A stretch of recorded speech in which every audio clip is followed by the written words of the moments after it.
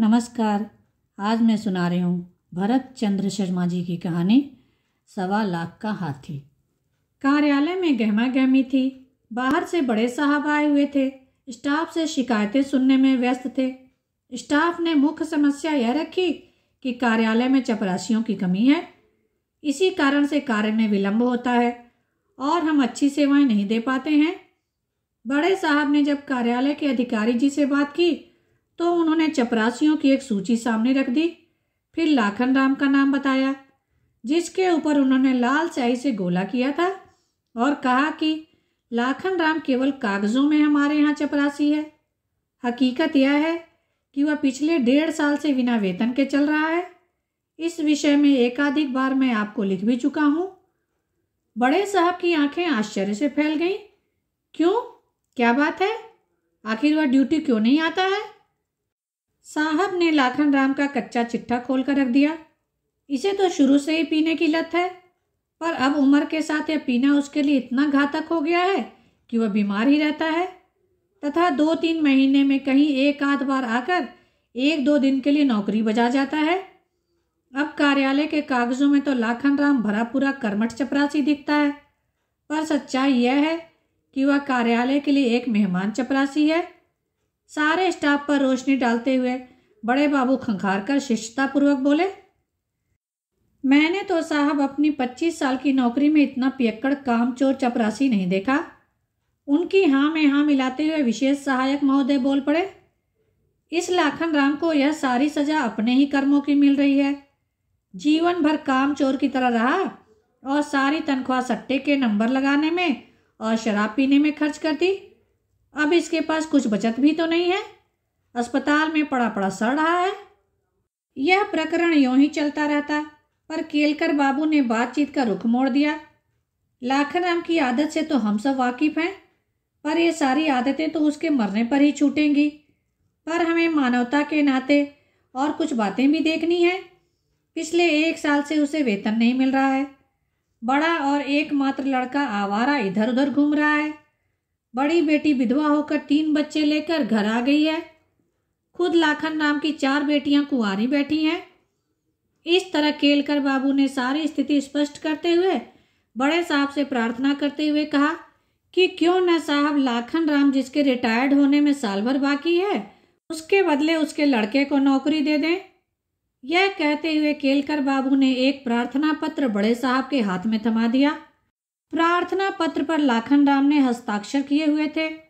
सारे स्टाफ ने इस बात पर सहमति जताई।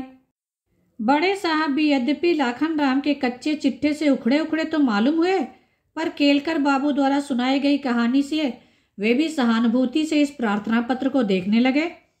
फिर उन्होंने बताया कि यद्यपि ऐसा कोई नियम नहीं है, पर मैं व्यक्तिगत स्तर से कंपनी के उच्चाधिकारियों से बात करूंगा। यह कहकर प्रार्थना पत्र उन्होंने अपने ब्रीफकेस में रख लिया। बड़े साहब के जाने के बाद सबने केलकर साहब की सूझबूझ की प्रशंसा की। वाह भाई, यह तो बड़ी युक्तिसंगत बात है कि लाखन राम को विदाउट पे होने से जो कष्ट हो रहा है वह मिट जाएगा और उसके बदले दफ्तर को एक चपरासी मिल जाएगा। तब केलकर ने यही कहा, देखो भाई, हमने तो लाखन राम की आवाज़ साहब तक पहुंचा दी है। तब बड़े बाबू ने कहा, भला हो केलकर तेरा, अगर लाखन राम की प्रार्थना सुन ली जाए तो मेरा रुपया 2000 डूबने से बच जाएगा, क्योंकि लाखन राम से तो उम्मीद है नहीं कि इस जन्म में चुका पाएगा। विशेष सहायक बोल पड़े, बड़े बाबूजी, आपको तो विशेष फर्क नहीं पड़ेगा। पैसा मिलना शुरू हो तो पहले मेरा 1500 वसूल कर लेने देना। केलकर ने कहा, अगर शांति से सोचें तो दफ्तर का कोई कर्मचारी ऐसा नहीं है कि लाखन राम उसका कर्जदार न बना हो। इसलिए पहले हमें यह सोचना चाहिए कि लाखन राम यह सब कैसे चुका पाएगा। तभी एक अन्य कर्मचारी साथी ने बताया कि भगवान न करे, अगर लाखन राम को कुछ हो गया तो सारा पैसा डूब जाएगा, क्योंकि उसे बाद में भी कुछ ज़्यादा मिलने वाला है नहीं, बीमा उसका है नहीं, और कंपनी जितने भी लोन देती है वह सब लाखन राम ने ले रखे हैं। वैसे 1 साल से तो उसकी तनख्वाह भी उसके जैसी ही थी जैसे कागजों में दिखता है कि लाखन राम चपरासी है, पर हकीकत में उसके कार्य दिवस इतने कम हैं। उसी तरह कटौतियों के पहले की और बाद की तनख्वाह में रात दिन का अंतर है। सबने केलकर बाबू से यही कहा कि तुम्हारा प्रयत्न सफल हो जाए, उसके लड़के की नौकरी लग जाए तो सबका कर्जा उतर जाए। केलकर बाबू शाम को अस्पताल में लाखन राम को देखने गए। सरकारी अस्पताल के एक बिस्तर पर हड्डी का ढांचा रह गया लाखन राम बिस्तर पर पड़ा पड़ा सांसें ले रहा था। केलकर बाबू जाकर पलंग के पास रखे स्टूल पर बैठ गए और लाखन राम का हाथ हाथ में लेकर बोले, कहो लाखन, कैसे हो? लाखन राम ने अपनी आंखों पर जोर देते हुए कहा, कौन? केलकर बाबूजी। फिर धीरे धीरे शब्दों को खींचता हुआ अस्फुट स्वर में कुछ इस तरह बोला कि लगा कहीं अंधेरे कुएं से आवाज आ रही है। क्या हुआ बाबूजी? मेरे से तो अब नौकरी होगी नहीं, न मेरे पास दवाई का पैसा है। कंपनी तो मेडिकल के रूप में एक निश्चित राशि ही देती है, पर मेरे जैसे बीमारों का क्या होगा? केलकर ने कहा, तुम लाखन जल्दी ठीक हो जाओगे, भगवान सब कुछ ठीक करेगा। मैंने तुम्हारी अर्जी बड़े साहब को दे दी है और सारे स्टाफ ने निवेदन किया है कि तुम्हारे बजाय तुम्हारे लड़के को चपरासी की नौकरी दे दी जाए। केलकर ने देखा लाखन राम की आंखों में एक चमक उभरी। क्या कहा बाबूजी? मेरे बेटे को बड़े साहब रख लेंगे क्या? केलकर ने उसे धैर्य बंधाते हुए कहा कि बड़े साहब बहुत संजीदा इंसान हैं। जब तुम्हारी सारी कहानी सुनाई तो वे भी द्रवित हो गए। कहा, वैसे तो नियम है नहीं, पर मैं खुद कंपनी के उच्चाधिकारियों से बात करूंगा।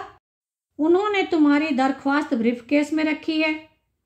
लाखन राम की आंखों में जो चमक उभरी थी वह बिजलियों की शक्ल में बदलने लगी। बाबूजी, अगर यह हो जाए तो भगवान आपके बच्चों को सुकून देगा, आपकी बरकत में बढ़ोतरी होगी। मैं तो यहाँ खाट पर पड़ा पड़ा मर खप रहा हूँ, पर वहाँ घर पर वह चूल्हे पर क्या चढ़ाएगी, यही चिंता मुझे खाई जा रही है। कुल जमा 9-10 इंसान खाने वाले और कमाने वाला यहाँ बीमार पड़ा है। फिर भी वह बेचारी तो मुझे बताती तक नहीं कि कैसे वह गृहस्थी की गाड़ी खींच रही है।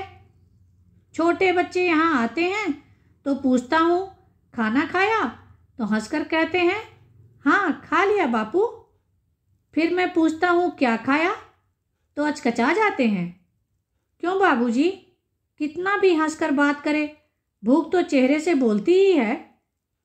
केलकर बाबू ने फिर दिलासा दी, देखो लाखन राम, महीने भर में बड़े साहब तुम्हारे लड़के का कुछ न कुछ जुगाड़ बैठा ही देंगे। यह कहकर केलकर बाबू चले गए। लाखन राम को इस समाचार से कुछ ऐसा आंतरिक बल मिला कि शरीर में शक्ति का संचार होने लगा। फिर सोचने लगा, यूं भी मुझे तो साल भर बाद रिटायर होना ही है, तो अच्छा है लड़के को नौकरी मिल जाए।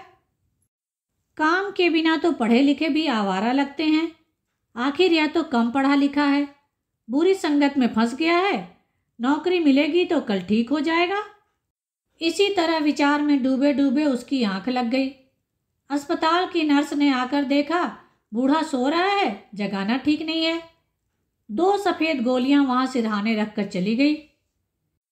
एक दिन अधिकारी महोदय दफ्तर की डाक खोल रहे थे और एक लिफाफा देखते हुए घंटी बजाकर केलकर को बुलाया। देखो भाई केलकर, यह क्या जवाब आया है? केलकर ने पढ़ा।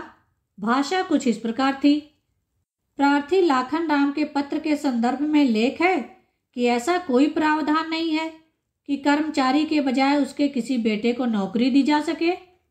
यह प्रावधान केवल उन्हीं कर्मचारियों के लिए है जिनकी अपनी सेवा काल में मृत्यु हो गई हो। अतः लाखन राम का मूल प्रार्थना पत्र लौटाया जा रहा है तथा इस विषय में अब आगे किसी प्रकार का पत्र व्यवहार न करें। पत्र के समाप्त होते ही बड़े साहब ने आ भरी, mister Kelkar, miss Fortune never comes alone. उस शाम को केलकर जब अस्पताल पहुंचा तो समझ नहीं आ रहा था कि लाखन राम को क्या कहेगा। बड़ी कठिनाई से साहस बटोरकर उसने लाखन राम को यह खबर सुनाई और लगा जिन आंखों में रोशनी की बस्तियां कौंधी थी वहां किसी ने सारे चिराग गुल कर दिए हैं। थोड़ी देर बाद लाखन राम ने कुछ संभल कर संयत होते हुए कहा, केलकर बाबू, आपके मेरे ऊपर बहुत उपकार हैं, एक उपकार और कर दीजिए मुझे 200 रुपये उधार दीजिए। आज डॉक्टर साहब ने ढेर सारी दवाइयाँ लिखी हैं। केलकर मना नहीं कर सका। इसके बाद जब कार्यालय में यह खबर आई कि लाखन राम का स्वास्थ्य तो दिन पर दिन गिरता जा रहा है, केलकर उसे देखने पहुंच गए। वास्तव में लाखन राम पहले से आधा हो गया था, मृत्युशैया पर पड़ा था। केलकर ने दवाई का चार्ट देखा, लाखन राम को धैर्य बंधाया, पर तभी सिरहाने का तकिया कुछ लुढ़क गया। केलकर ने देखा सिरहाने दारू की एक बोतल पड़ी थी। फिर एकदम वह उग्र हो गया। लाखन राम, तुम अपनी हरकतों से बाज नहीं आओगे। जब डॉक्टर ने कह दिया है कि बीड़ी और दारू तुम्हारे लिए जहर है, फिर तुम अस्पताल में सरेआम दारू पी रहे हो। जाओ मरो मेरी बला से। पर उसने केलकर बाबू का हाथ थाम लिया। क्या करूं बाबू, जिस दिन तुमने बताया कि सरकारी कायदों में बीमार आदमी के बेटे को नौकरी देने का कोई प्रावधान नहीं है, तभी से विचार में पड़ गया कि साल भर जीवित रह भी गया तो रिटायर होने के बाद मेरे बेटे को कौन नौकरी देगा। इससे तो अच्छा है रिटायर होने के पहले ही मरकर 1.25 लाख का हाथी हो जाऊं। हाँ बाबूजी, अब मरते समय झूठ नहीं बोलूंगा। आपसे यह 200 रुपये लिए हैं दारू पीने के लिए, मेरे गले हुए फेफड़ों को जल्दी गलाने के लिए। केलकर बाबू, अब तो ऊपर वाले से यही कहता हूं कि जल्दी उठा ले। दवाई तो लूंगा नहीं, और अगर मौत ना आई तो फिर दारू के पैसों के लिए आपको तकलीफ दूंगा। घबराओ नहीं, बेटे को हिदायत कर दूंगा। केलकर बाबूजी का एक एक पैसा चुका देना, उनके तुम्हारे ऊपर बहुत एहसान है। यह कहते कहते लाखन राम को खांसी का एक भयानक दौरा पड़ा। केलकर बाबू पीठ पर हाथ फिराने लगे और खांसी से टूट टूट कर जो शब्द बाहर निकल रहे थे वे हाथी की तरह धीमे और भारी थे। धन्यवाद। कहानी को लाइक करें और शेयर करें। मेरे चैनल को सब्सक्राइब कर दें, जिससे सभी कहानियाँ आपको समय पर मिल जाएं।